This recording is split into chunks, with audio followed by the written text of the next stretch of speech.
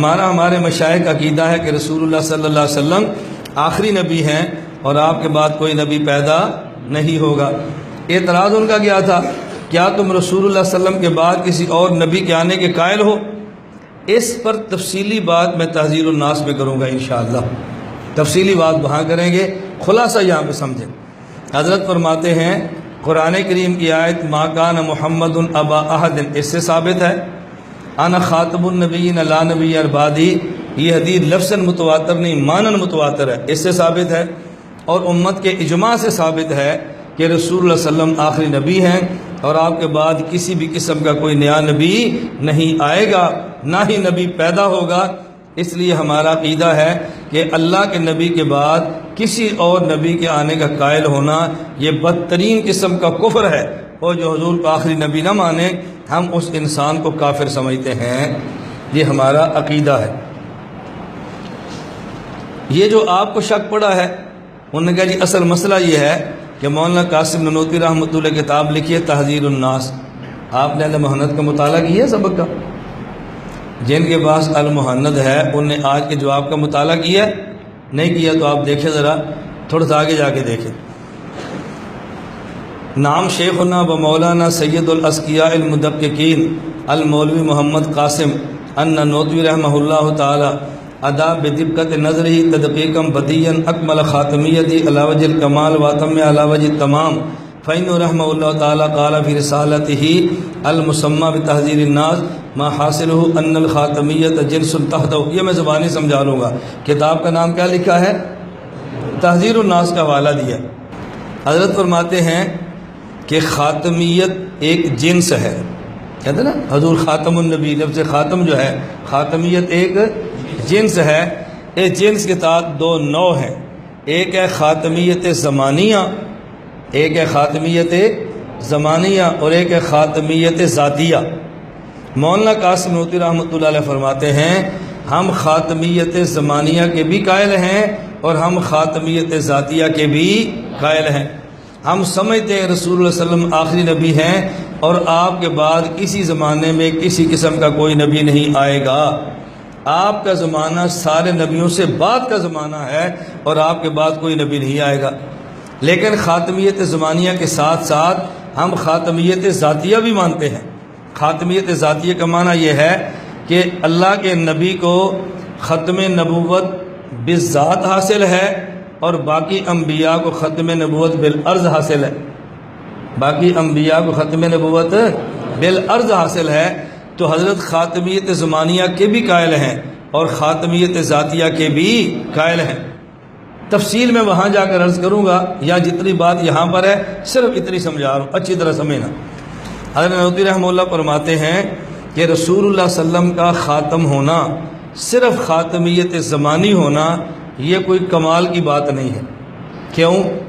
عام لوگ سمجھتے ہیں خاتم النبیین کا معنی یہ ہے کہ اللہ کے نبی کا زمانہ دیگر انبیاء کے بعد کا زمانہ ہے اور حضور کے بعد کسی زمانے میں کوئی نبی نہیں آئے گا۔ عوام یہی سمجھتی ہے، عوام فرماتے ہیں یہ کوئی کمال نہیں ہے۔ کیوں کمال نہیں ہے؟ اس لیے تقدم اور تأخر بالذات افضل ہونے کی دلیل نہیں ہے۔ کسی کا آگے ہونا یا کسی کا بعد میں ہونا یہ کوئی افضلیت کی دلیل نہیں۔ مثال سمجھو، رسول اللہ صلی اللہ علیہ وسلم کے بعد خلفائے راشدین کتنے ہیں؟ بولو کتنے ہیں؟ نمبر 1 حضرت ابوبکر صدیق، نمبر 2 عمر فاروق، نمبر 3 عثمان غنی، نمبر 4 حضرت علی۔ تو خاتم الخلفاء راشدین کون ہیں؟ حضرت علی۔ اور افضل الخلفاء کون ہیں؟ تو علی آخر میں پھر افضل ہونے چاہیے نا، اور میں آخر میں ہونا اگر افضلیت کی دلیل ہوتا تو حضرت علی افضل الخلفاء ہوتے، حالانکہ افضل صدیق اکبر ہے جو پہلے ہے آخری نہیں ہے۔ تو معلوم ہوا کہ آخری ہونا یہ اپنی ذات اعتبار سے کوئی فضیلت کی بنیاد نہیں ہے۔ یہ جو ہمارے فقہا ہیں بڑے بڑے وہ کتنے ہیں؟ نمبر 1 امام اعظم ابو حنیفہ، نمبر 2 امام مالک، نمبر 3 امام شافعی، نمبر 4 امام احمد۔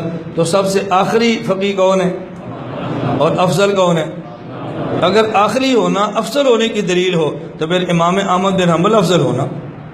اور مثال سمجھو، جب نماز کی صفیں کھڑی ہوتی ہیں ایک صف اول ہے ایک صف آخر ہے، تو سب سے زیادہ اجر صف اول والے کو ملتا ہے صف آخر والے کو؟ تو آپ کیسے کہتے ہیں کہ خاتم النبیین افضل ہونے کی دلیل ہے؟ اگر خاتم النبیین کا معنی یہ کیا جائے کہ حضور آخری نبی ہے تو مولانا قاسم نانوتوی فرماتے ہیں صرف آخری ہونا یہ فضیلت کی بنیاد نہیں ہے، اسے کہتے ہیں تقدم، پہلے ہونا، تأخر بعد میں ہونا، پہلے ہونا یا بعد میں ہونا، یہ اس بات کی دلیل ہے یہ افضل تھا اس لیے پہلے ہے، یہ افضل تھا اس لیے آخر میں ہے، تو افضلیت کی بنیاد خاتمیت نہیں ہے۔ اب سوال یہ ہے، قرآن کریم میں ہے ما کان محمد ابا احد من رجالکم ولکن رسول اللہ و خاتم النبیین، کہ نبی پاک صلی اللہ علیہ وسلم ما کان محمد ابا احد من رجالکم، مردوں میں سے کسی کے باپ نہیں ہے، ولیکن رسول اللہ یعنی بالغ مردوں میں کسی کے باپ، لیکن آپ اللہ کے رسول ہیں اور آپ آخری نبی ہیں۔ تو یہ خاتم النبیین کہہ کے اللہ نے اپنے نبی کی مدح فرمائی ہے نا، بولو مدح فرمائی ہے نا، تو آخری ہونا مدح کی بنیاد بنتا ہے؟ نہیں سمجھ آئی بھائی؟ آخری ہونا کو مدح کی بنیاد ہے تو پھر آخری ہونے کو مقام مدح پہ کیوں فرمایا؟ نبی پاک صلی اللہ علیہ وسلم کے تو صاف اور بھی تھے، اگر کوئی وصف بیان کرنا تھا افضل ہونے کے لیے اللہ ایسا وصف بیان فرماتے جو وجہ فضیلت ہوتی نا، بھئی یہ چیز اور انبیاء میں نہیں ہے اور آپ کے اندر ہے۔